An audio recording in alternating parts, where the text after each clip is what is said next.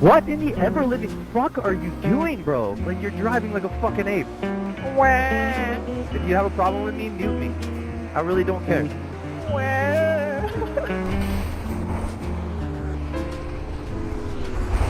You don't get thrown right into it much quicker than this. Starting off with qualifying, Alton Park. This is the Porsche 992 Cup, in case you're blind. And this was my first qualifying lap. You get 2 of them. The first one does not go to plan. Pretty quickly end up in the wall and actually spinning back onto the track, but that obviously has destroyed our run. Now, Joey is also in this race, and he is doing qualifying at the same time as me. His qualifying is not going too well either, as he is struggling to keep the car on track, and he's actually going to end up not setting a lap. So he's pulling over here, and that means he's going to start from the back. This is my second lap, so my last attempt to try and get a qualifying lap, and I knew that it would help me a lot to have a qualifying lap. But Joey's starting from the back. This was the last race of the week on Alton Park, and I decided, let's pull over and let's start from the back with him. So there's everybody else gridding up, and we're literally like on the downhill slope of the final corner. Now, it was very important to me that I let Joey know here that we needed to be safe, because I mean, if we fuck this up, we're losing like 150 IR or something ridiculous. So we had a long talk about being safe. And then the race started. Lap number 1, let's get underway. Everything immediately is going to go to the wind as we get a really good launch, and you can't just like not do anything with that launch. So up the inside of 3 people, Joey's following us through. That was not a safe move. Locking up my tires as I barely found space in between those other 2 guys for a very late move. Here's Joey's view of that. Just kind of nuzzled my way through there. Joey does end up getting separated as he's caught behind car 24 there, who we just about take out.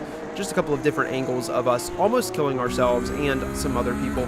Car number 12 on the inside for this corner, outside for the true corner coming up. He's going to back out, wants nothing to do with that. Few people are dying off to the side as well. These 2 guys and a couple of others. We'll cover that in more detail. That was about 4 positions. And it was a pretty successful race start. Now, you may have actually seen this race through Joey's eyes, so my purpose is going to be to cover briefly my race, and then we're going to go back and look at some absolute ridiculous chaos and just absurd voice comms that was happening during this race. It was actually happening right now, but I drive with my mic muted because I don't want to hear that when I'm fighting through the group, which, as we're saying that, around the inside of the carousel for car number 22, that'll move us up into P10. So I think we're up 11 or 12 positions so far.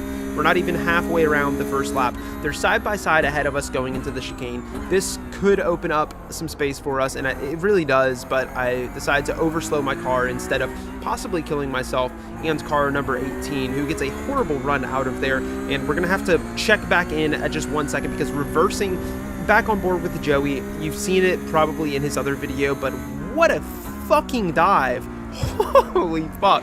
Like, from so far downtown, I don't think he wanted to make that type of dive, but sometimes the guys ahead are just overslowing to the point where it's dive or it's just run into the back of them, and I think he did a good job there at not killing that guy, but obviously that guy was pretty taken off guard, and as they go around the next corner, he's going to get on the mic with some words to say to Joey. What the fuck was that dive on, Joey? I remember that catching Joey off guard in the moment, and I thought it was hilarious, but a clean move, fair to him. Around the outside, now this is back on board with us, of car number 18 through the double right-hander, as he just seems to have zero confidence in going too wide there. And there's Joey, so he's continuing to follow us through the group. Looks like he not quite able to follow us through that second car, but I mean, he's still basically in the fight for position with us, only half a second behind us. Lap number 2, I believe this is the car in P3 who is going to make a crucial error onto the straight, losing traction into the wall, and he will be rejoining the track as we come around that corner. Not too much longer, just about killing the guy ahead of us, but leaving space on the outside as he kind of has to, which is very sad. Joey gets caught in a kind of awkward place there, but does squeeze that position out, so that'll put us up into P8 now. And as quick and kind of stupid as a lot of these positions look, and honestly a lot of them are, like, we're not doing much. Starting in the back like this is not something I like to do. I feel like it doesn't really yield you much of anything except for entertainment, I suppose. I was having a very good time during this race, but I didn't feel very productive. That is to say that we will have a couple of really good fights, unsuspected, or fights that I didn't expect. Some of them almost spanning an entire lap, so I'm really excited to show you guys those ones. But in the meantime, still kind of just picking up positions from people who don't quite seem to have this track down, their confidence in this track down. Putting another car between myself and Joey, as he is going to have to get a move on soon if he wants to continue to move forward with us. Onto lap number 3, and we're up into P7. Harrison Brinker, the next guy up on the chopping block, about just underneath a second away from us, and soaking up that slipstream all of the way towards the carousel, where we now find ourselves within half of a second, and another very long run until the next corner, which is the chicane. So being this close is going to yield us even more free time, and on top of that, he's not too far from the car ahead of him, which was my true focus. It's always the car ahead of me, where my eyes are. Now, Joey has found his way past one of those cars behind us, so only, I think this is car number 20, separating himself from me, and out of the kind of chicane area of the track. Car number 20 just with a really abysmal run. Moving to the inside for the next corner, Joey has a pretty big advantage, and 20 wants nothing to do with that. He's going to back out, try and minimize his time loss. Smart driving from him. And this car ahead of us is actually catching the car ahead of him. So we were in a really good situation where this guy seemed to be quick enough to possibly catch these guys, which would be pretty big for us. As having a 3-car battle directly ahead of us opens up a lot of opportunities for us to find a way through and pick up positions with as little effort as possible. So I wasn't trying to do anything too crazy to this guy specifically. I was really thinking about the long game a little bit here. However, I'm open, of course, to things happening, and as we exit onto the straight, not quite sure what happened to him there. Maybe he went a little bit deep and waited on his throttle, but a really bad run, and he's going to back out before the kink. So we move up into P6, looking at chasing down the top 5 now. We have Simone and Bati Silva up ahead of us, and then P3 is 3 seconds up the road. So that's kind of on the back of my mind right now. A podium finish would be just about as much as I could ask for, starting from the back as we did. But the focus has to currently be on the car ahead, as much as I will allow myself to. These guys seemed like they were kind of on each other's tail over the last lap or so, and I'm pretty sure they saw me coming up through the relative and knew that it was only a matter of time before I got involved, hopefully pressuring the Dynaco car here into wanting to make a move sooner rather than later to put a car between himself and me. And it looks like as they go through that final corner, I don't know if you just saw, but a really bad run from the Red Bull car, who now finds himself on the inside fighting for position on lap number 5, and Dynaco might have gotten that one done. He has the inside now for the bottom of this hill leading onto the straight, and I kind of try and keep pressure on the inside, but I cut my way out to try and find a good exit, and we do actually end up finding that space as we're able to cut onto the racing line for the exit, moving past car number 21, and it seems like this position is done as he backs out towards the kink, but it is very, very far from done, as you will see in just a moment. He's got eyes on me, and really peculiar situation about to break out here as we head towards the chicane.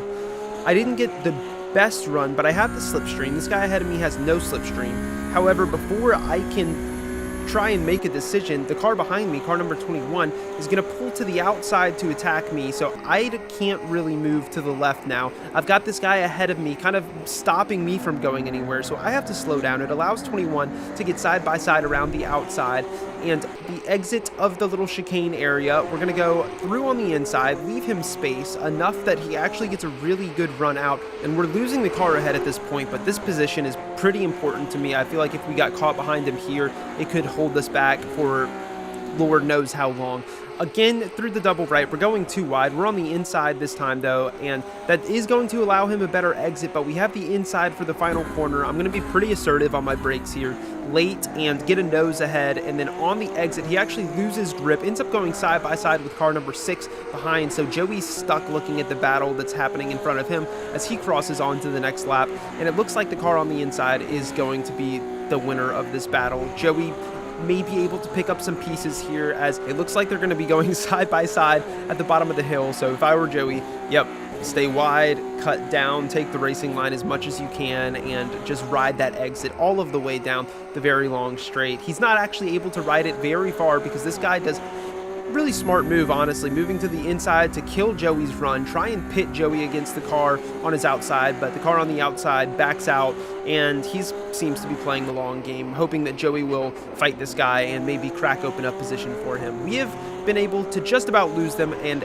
somebody is dead. That's the Red Bull car spinning on the exit of the carousel, which will definitely help us lose, the majority of this group. Nobody was hurt too much in that.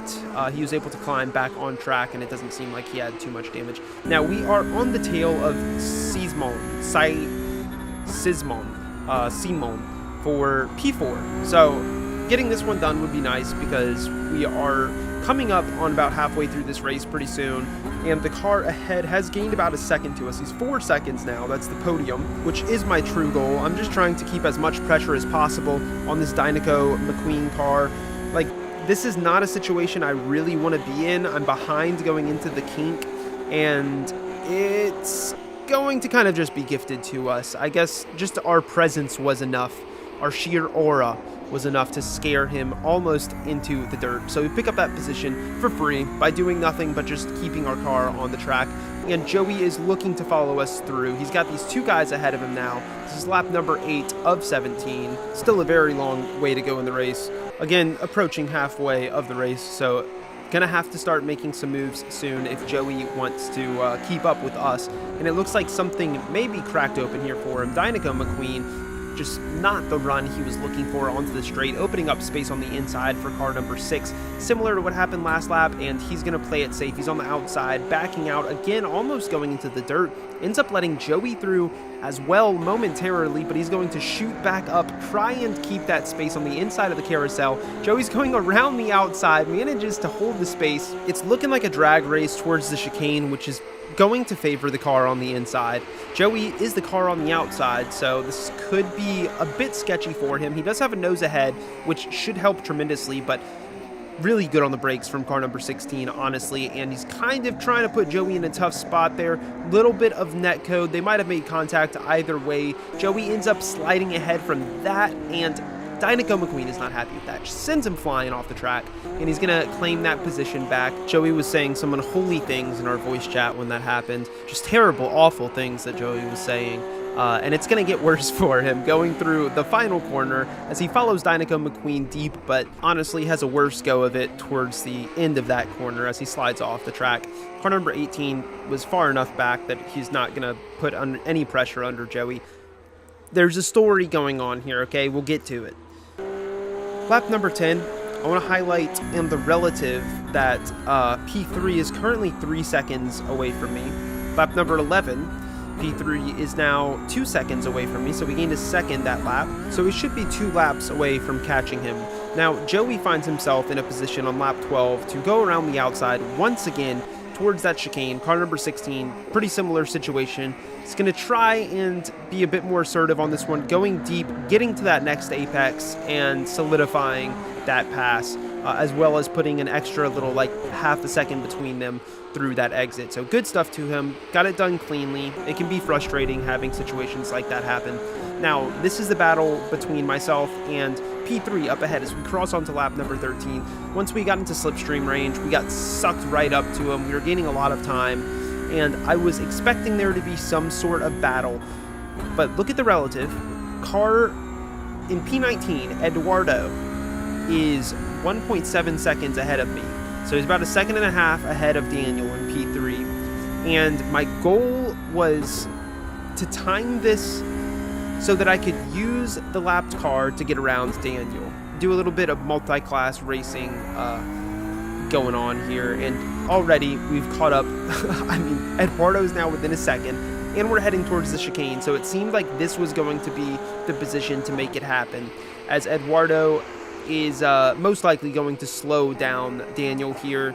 If he could get him stuck to one side of the track or the other, all I have to do is be present, stay far enough back that I am able to get a run and I'm not slowed down. So here we go, out of the chicane, and Daniel just did not have enough speed to use the outside of the track there, but he probably should have, because that would have blocked me off from doing exactly what I just did, as we get both of those moves done in one corner, and we are up into a podium position through the double right. This is my first opportunity to separate myself from Daniel, and it goes pretty well. That was my favorite corner by far. That double right-hander on Alton Park in this car feels so good.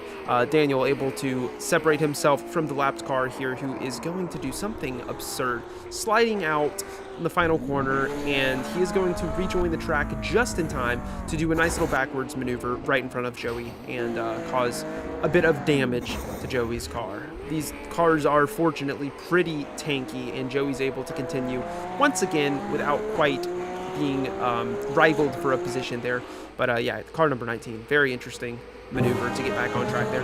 Final lap, and literally the final corner, I'm crossing the line. It was a P3. It was a pretty successful P3. 5 seconds behind P2, or maybe more than that. I don't really know. Joey crosses the line not too much longer in P6. We both had a decent recovery, I would say. Now, back to the beginning of the race, and this is Zach Haight. I'm not quite sure how to say his name. We're going to hop on board with him for the beginning, and once the ball gets rolling, I'm just going to let the voice comms take over, because I don't think I need to say anything. Now, car number 9, really good launch from behind Zach and moves up ahead of him. That doesn't seem like a very important thing to happen, but it was. Now, heading towards the downhill left, and car number 9 kills the guy ahead of him. Zach decides to spin out as well. That is going to be the most crucial thing, I think, that happens to Zach this race, right there, because it pulls him back towards the very back of the pack, where car number 9 is making his way back through the group, and he's going to send a move up the inside. I don't think that Zach was very happy about that one. He's not going to get on the mic yet, but he is going to fire back in the very next corner, the first corner of the next lap, with a move up the inside, late braking, and you can see car number 9 kind of pulling back to the outside there to avoid that situation. Now, we're going to skip ahead to the chicane, and I'm going to let it play for a little bit just to give you context of what's going on. A lot of people not making the chicane in this instance, cutting across the track. That car that you're seeing kind of touch the rear end of Zach right now. This is, once again, car number 9. And his name is Neya, N-E-Y-A. He's going to stay on the rear of Zach all of the way, heading towards that final corner where he made that move last lap. Zach trying to deter it, going semi-defensive, but Neya is going to force it anyway. Pretty aggressive move. Zach's actually not saying anything yet. I think he's trying to. What in the ever-living fuck are you doing, bro? There he is. What are these dives? Do you have any fucking idea how to drive? Let's talk about it. 2 laps in a row, Zach, huh? 2 races in a row. I get that you bottled your start, bro, because you bottled everybody else's start in P1, but you don't need to dive like that. Like, you're driving like a fucking ape. Wah! Hey, I've had it out with you, bro. Like, I don't want to hear. Like, come on. Race, dude. If you have a problem with me, mute me. I really don't care. Your voice, man. Bro, he's crying on the mic. What the fuck? Now, all of that happened pretty early on in the race. This is only lap 3, and Neya looking for a really optimistic move. He's just going to kill this guy. Ends up collecting some damage and losing a bit of time there. I don't think he gives a fuck. He's crying on the mic. Moments later, car number 5 pit maneuvers the car ahead of him, and then that guy collects somebody else. I don't know. I guess this is just what was happening for a lot of this race. I feel like my race was very, very clean. I think I only crossed the line with like 4 or 5 incident points. Lap number 8, so skipping ahead quite a lot of time, and Zach is beginning to find his way back through the field. Now, I would say that a lot of what's happened so far has not really been his fault at all. This, sadly, is going to be the biggest mistake in this race for him, in terms of the consequences that it has. He slows down. I think he serves his slowdown, and as he's going past the car who he's just locked up tires to, the guy just sends him into the wall, just turns into him, and I mean, you can hear and see his engine exploding, so his car is absolutely cooked. Enjoy your report, pal. Have a great rest of your night, dipshit. I think that was pretty calmly said. Fuck, I forgot about that. Oh my god, dude, what the hell?